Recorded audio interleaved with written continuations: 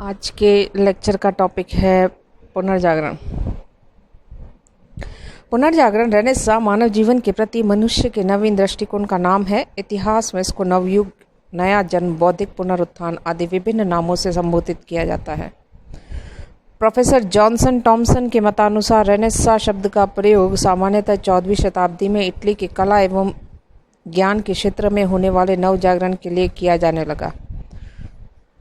Professor Lucas ने इसे और अधिक स्पष्ट करते हुए लिखा कि रेनेसां शब्द का अर्थ इटली के उन सांस्कृतिक परिवर्तनों से है जो 14वीं शताब्दी से प्रारंभ होकर 1610 ईस्वी तक संपूर्ण यूरोप में फैल गए। प्रोफेसर स्वेन के मतानुसार मध्य युग के अंतिम काल में होने वाले समस्त बौद्धिक परिवर्तन ही सामूहिक रूप से पुनरुत्थान है। मिकेलिट नामक विद्वान का मत है कि पुनरुत्थान मानव द्वारा अपनी तथा विश्व की खोज है। इतिहासकार सिमोंड ने पुनरुत्थान की व्याख्या करते हुए लिखा है कि यह एक ऐसा आंदोलन था जिसके द्वारा पश्चिम के राष्ट्र मध्य युग से निकलकर आधुनिक विचार तथा जीवन की पद्धतियों को ग्रहण करने लगे।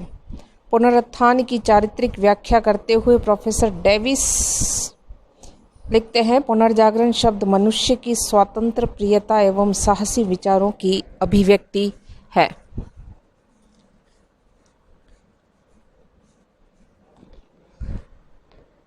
पुनर्जागरण व्यक्ति को मध्ययुगीन अंधविश्वासों, रूढ़ियों तथा चर्च एवं धर्मशास्त्रों के बंधनों से मुक्त करके स्वतंत्र चिंतन तथा अपने व्यक्तित्व का विकास करने का अवसर देने का वाला है और प्राचीन यूनानी एवं रोमन संस्कृति के आधार पर एक नई संस्कृति का निर्माण करने का प्रयास था। इसके मूल में परलोकवाद तथा धर्मवाद के स्थान पर मानववाद की भावना थी। इसे यूरोप के मध्य युग एवं आधुनिक युग को मिलाने वाला सेतु कहा जा सकता है। वास्तव में यह यूरोपीय इतिहास की एक महान युगांतरकारी घटना थी जिसने आगे चलकर संपूर्ण विश्व को प्रभावित किया और मानव सभ्यता एवं संस्कृति की प्रगति में अविस्मरणीय योगदान दिया। पुनर्जागरण के कारण प्रोफेसर स्वेन का मत है कि पुनर्जागरण धर्म, युद्ध तथा नए देशों की खोज से आरंभ हुआ। जो भी हो, इतना निश्चित है कि पुनरुत्थान किसी एक व्यक्ति, एक स्थान अथवा एक विचारधारा के कारण संभव नहीं हो पाया था। इसके लिए अनेक कारण उत्तरदायी थे। प्रथम, धर्मयुद्ध, क्रूसेड। ईसाई धर्म के पवित्र तीर्थ स्थान जेरूसलम के अधिकार को लेकर ईसाइयों और मुसलमान, स्पेशली सेल्जुक तुर्क के मध्य लड़े गए युद्ध इतिहास में धर्म युद्धों, क्रूसेड के नाम से प्रसिद्ध हैं। ये युद्ध लगभग 200 वर्षों तक चलते रहे। इन धर्म युद्धों के परिणाम स्वरूप यूरोपवासी पूर्वी रोमन साम्राज्य तथा पूर्वी देशों के संपर्क में आए और अनेक चीज़ें देखी तथा उन्हें बनाने की पद्धति भी सीखी। इससे पूर्व वे अरबों के माध्यम से कुतुबनुमा वस्त्र, कागज और छापखाने की जानकारी प्राप्त कर चुके थे। अब वे पूर्वी देशों की तर्क शक्ति, प्रयोग पद्धति तथा वैज्ञानिक खोजों की पर्याप्त जानकारी मिली।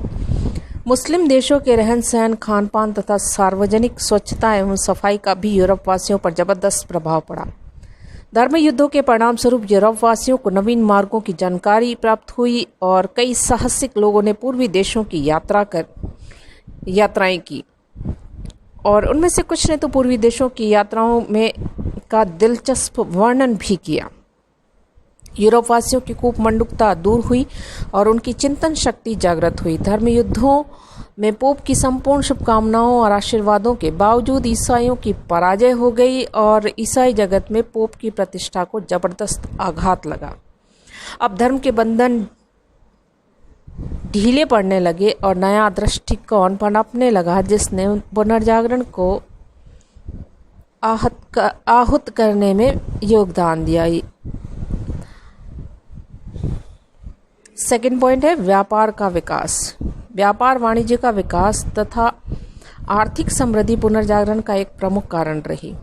सामंती युग के प्रारंभ में धन संपत्ति का संग्रह केवल थोड़े से सामंतों के पास और चर्च के पास ही हो पाया, लेकिन वैज्ञानिक क्रांति वैज्ञानिक प्रगति, खोज, अनुसंधान में उन्हें कोई रुचि नहीं थी। सामंत वर्ग को तो परिवर्तन से चिढ़ थी, क्योंकि उन्हें यह भय था कि परिवर्तनों के परिणाम स्वरूप उनके अधिकार और स्थिति में परिवर्तन न हो जाए। अतः जिज्ञासु वैज्ञानिकों, अन्वेषकों और कलाकारों, साहित्यकारों, विचारकों, प्रगतिशील कार्यों के लिए प्रोत्साहन एवं संरक्षण नहीं मिल पाया। किंतु मध्ययुग के उत्तरार्ध में यूरोपीय व्यापार वाणिज्य का अंतर्राष्ट्रीय स्तर पर विकास हुआ। व्यापार वाणिज्य के विकास से कई नए नगरों का उदय और नगरों में व्यापारियों के भव्य भवन, व्यापारियों ने ज्ञान विज्ञान को प्रोत्साहन दिया, जिससे नगरों का वातावरण बदलने लगा और नगरों पर सामंतों और धर्माधिकारियों का विशेष प्रभाव कायम नहीं हो पाया। अतः व्यापारी वर्ग तथा मध्यम वर्ग का बोलबाला था, और जिनके पास धन की कमी नहीं थी और समाज में शान शौकत व प्रतिष्ठा बढ़ाने के लिए मुक्त हाथ से वे धन खर्च करने लगे। व्यापारी वर्ग को सामंतों और चर्च दोनों से ही ईर्ष्या थी और वे लोग लेखकों, विद्वानों और कलाकारों को आश्रय देने लगे। विचार विनिमय के लिए गोष्ठियों का आयोजन होने लगा और गोष्ठियों में वाद विवाद, तर्क वितर्क होता और अच्छाई बुराई की चर्चा की जाती थी, और इससे चिंतन शक्ति का विकास हुआ और जिससे पुरानी मान्यताएं टूटने लगी और नई मान्यता की पृष्ठभूमि तैयार हुई। पुनर्जागरण को बल मिला और नगरों के विकास ने एक और दृष्टि से भी सहयोग दिया। नगर व्यापार वाणिज्य के केंद्र बन गए, अतः विदेशों से व्यापारी लोग इन नगरों में आते रहते। इन विदेशी व्यापारियों से नगरवासी विचारों का आदान प्रदान करते थे और देश विदेशों की बातों पर मनन किया करते थे, जिससे नगरवासियों की चिंतन शक्ति बढ़ने लगी। थर्ड पॉइंट है, तीसरा कारण, अरब और मंगोल। पूर्वी देशों के संचित ज्ञान से यूरोप वासियों को परिचित कराने में अरबों और मंगोलों ने भी महत्वपूर्ण भूमिका अदा की। यूरोप के बहुत से क्षेत्रों, विशेषकर स्पेन, सिसिली, सार्डिनिया में अरब लोग बस चुके थे। अरब लोग स्वतंत्र चिंतन के समर्थक, शिक्षण संस्थाएं स्थापित की। उनके द्वारा स्थापित शिक्षण संस्थाओं में धर्मनिरपेक्ष ज्ञान विज्ञान का पठन पाठन होता था। अरब लोगों को यूनान के सुप्रसिद्ध विद्वानों प्लेटो और अरस्तु की रचनाओं से विशेष लगाव था, क्योंकि ये दोनों विद्वान स्वतंत्र चिंतक थे और उनकी रचनाओं में धर्म का से कोई संबंध न था। अरब लोगों ने यूरोप वासियों का ध्यान प्लेटो तथा अरस्तु की तरफ आकर्षित किया और इस प्रकार यूरोप वासी प्राचीन यूनानी ज्ञान के संपर्क में आए। यूरोप को पूर्व के सभ्य देशों से संपर्क में लाने में मंगोल साम्राज्य ने महत्वपूर्ण रोल प्ले किया था। 13वीं सदी के मध्य में कुबलाई खान ने एक विशाल मंगोल साम्राज्य स्थापित किया और यूरोप और एशिया को एक सूत्र में बांधने का प्रयास किया। उसके दरबार में पोप के दूत, यूरोपीय देशों के व्यापारी, दस्तकार रहते थे, वही एशियाई देशों के विद्वान तथा साहित्यकार और भारत के बौद्ध विद्वान, गणित एवं ज्योतिष के प्रकांड पंडित भी हुआ करते थे। इनके दरबार में बहुधा किसी न किसी विषय पर विद्वतापूर्ण चर्चा होती थी, जिसमें यूरोपीय व्यापारी तथा विद्वान भी सम्मिलित होते थे। कुबलाई खां के दरबार से संपर्क का यूरोप के लोगों पर जबरदस्त प्रभाव पड़ा और धीरे धीरे पूर्वी देशों के ज्ञान विज्ञान से वे सीखने लगे और अरबों और मंगोलों के माध्यम से यूरोप में चीन के आविष्कारों, कागज, छपखाना, कुतुबनुमा और बारूद की जानकारी पहुंची और इन चीज़ों की जानकारी ने यूरोप वासियों के जीवन को गतिशील बनाने में महत्वपूर्ण योगदान दिया था। चौथा कारण है स्कॉलास्टिक विचारधारा। मध्ययुगीन यूरोपीय दर्शन में एक नई विचारधारा चल पड़ी थी, जिसे स्कॉलास्टिक अथवा विद्वतावाद या पंडित पंथ कहा जाता है। यह अरस्तु के तर्कशास्त्र से प्रभावित और अरबों ने यूरोपीय विद्वानों को अरस्तु की विचारधारा से परिचित करवाया था। अरस्तु के तर्क के साथ सेंट ऑगस्टाइन के तत्व ज्ञान को भी जोड़ा गया। इस प्रकार विद्वतावाद में धार्मिक विश्वास और तर्क दोनों का समन्वय किया गया। इस समय तक यूरोप के में कई नगर, पेरिस, ऑक्सफोर्ड, बर्लिन आदि में विश्वविद्यालय स्थापित हो चुके थे और नव स्थापित विश्वविद्यालयों ने विद्वतावाद के आंदोलन को और अधिक गतिशील बनाया।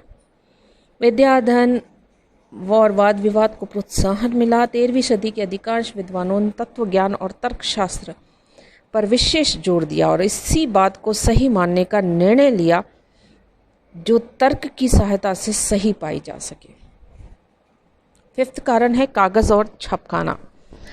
कागज और छापखाने के आविष्कार का श्रेय चीनियों को है और यूरोपीय वासियों को इन दोनों की जानकारी देने का श्रेय अरब लोगों को।